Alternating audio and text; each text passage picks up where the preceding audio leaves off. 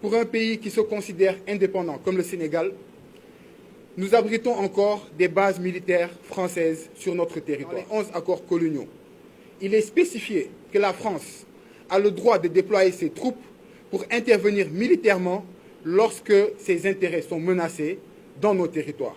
Nous considérons que c'est tout simplement catastrophique. Est-ce que le Sénégal dispose de ces mêmes droits en France? Est-ce que les pays africains disposent de ce même droit en France?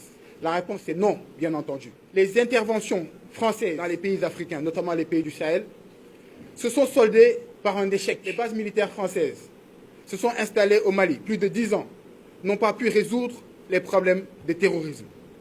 Bien au contraire d'ailleurs, nous estimons que la France est l'une des principales responsables de ce terrorisme, notamment avec la chute de Kadhafi, dont la France a une grande responsabilité et qui a permis la prolifération de ce terrorisme dans le Sahel. Mais l'histoire nous a appris également que la France a toujours utilisé ses bases militaires. La France a toujours utilisé ses services de renseignement pour déstabiliser nos États, toujours dans le sens de sauvegarder ses intérêts. Lorsque la Guinée de Sékou Touré a décidé de prendre son indépendance, a décidé de sortir de la zone franc, l'opération Persil, à l'époque, a été manigancée au Sénégal même à travers leurs services de renseignement pour déstabiliser la Guinée en finançant la rébellion, mais également en créant une fausse monnaie pour inonder le marché guinéen. Aujourd'hui, la France est en train de perdre son influence en Afrique. Il y a quelques semaines, nous avons entendu un général français, le général Lecointre, tenir des propos scandaleux. L'Europe devrait être prête à venir défendre ses intérêts en Afrique, même par les moyens militaires. Ces bases militaires françaises représentent un danger dans nos pays.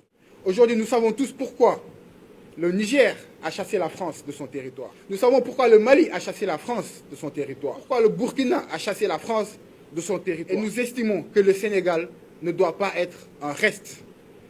Mais bien au contraire, nous invitons nos autorités à poursuivre cette dynamique d'autodétermination qui a été enclenchée par nos frères, les pays du Sahel. Les bases militaires françaises ne méritent pas de passer une seconde de plus sur nos territoires.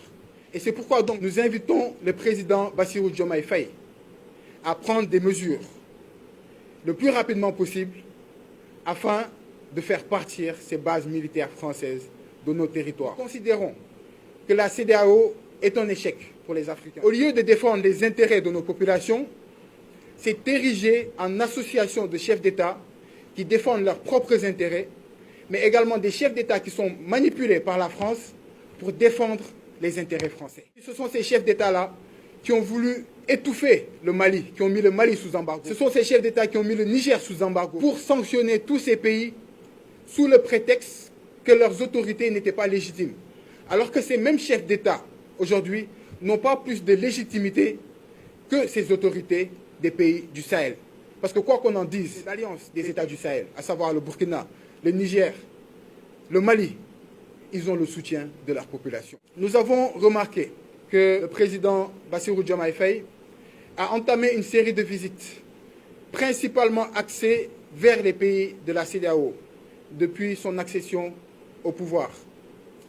Et dans ces différentes visites, nous pouvons retenir dans son discours, consiste à vouloir faire revenir, dit-il, les pays de l'Alliance des États du Sahel dans la CEDEAO. Mais nous aimerions alerter le président Bassirou Diomaye Faye également à ce niveau. Nous aimerions lui dire que ces mêmes chefs d'État actuellement qui sont en train de l'exposer et de lui demander de faire revenir ces pays de l'Alliance des États du Sahel, ce sont ces mêmes chefs d'État qui se sont complotés pour mettre le Mali sous embargo. Ce sont ces mêmes qui se sont complotés pour fermer leurs frontières contre le Niger. Ce sont ces mêmes qui se sont complotés pour sanctionner des populations entières. Ces mêmes chefs d'État n'ont aucune crédibilité aux yeux de nos populations. Elles n'ont plus aucune légitimité aux yeux de nos populations. Et aujourd'hui, demander à ces pays-là de revenir à la CEDEAO, c'est leur demander de remettre le bâton à l'ennemi pour qu'il se fasse taper dessus à nouveau. Parce qu'ils ont subi toutes sortes de pressions, des menaces même d'intervention militaire, rappelons-le. Parce que ces pays-là de la CEDEAO ont voulu faire la guerre au Niger. Donc nous l'invitons à ne point laisser ces chefs d'État exercer une quelconque manipulation à son endroit afin de faire vouloir revenir les pays de l'Alliance des États du Sahel. Il est clair que la CEDEAO demande à être réformée profondément. Mais sur qui faudrait-il compter pour réformer la CEDEAO? Est-ce qu'il faut compter sur Alassane Ouattara pour réformer la CEDEAO? Est-ce que c'est sur Patrice Talon qu'il faut compter pour réformer la CEDEAO? Est-ce que c'est sur les présidents nigériens, Bola, de la Guinée-Bissau, etc., qu'il faut compter pour réformer la CEDEAO? Je pense bien que non. Parce que nous savons que ces présidents, aujourd'hui, roulent pour l'impérialisme occidental. Par conséquent, il ne faudrait point compter sur eux pour que du jour au lendemain, ils retournent leur casquette et se présentent comme soutien des pays de l'Alliance des États du Sahel. Aujourd'hui, l'AES est en train de matérialiser ce que la CEDEAO n'a pas pu matérialiser pendant plusieurs décennies. L'AES est dans une dynamique d'alliance militaire. Quiconque attaque un pays de l'AES attaque tous les pays de l'AES. Est-ce que la CEDEAO a été dans cette dynamique? Aujourd'hui, l'AES est dans une optique de création d'une monnaie.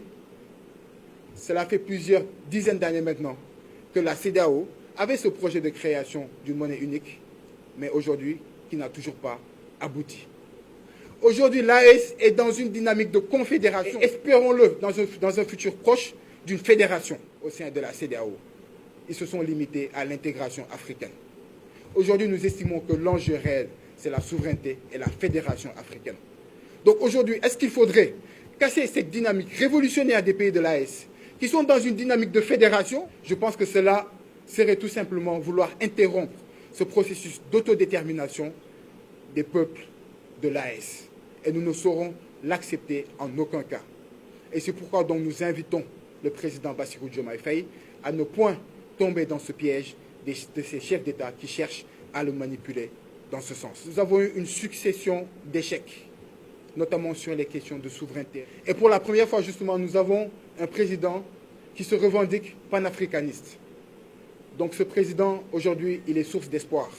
Et nous attendons réellement, aujourd'hui, cette rupture qu'ils ont très longtemps prônée, depuis maintenant plusieurs années, et pour laquelle le peuple sénégalais leur a fait confiance et leur a porté à la tête de la magistrature suprême.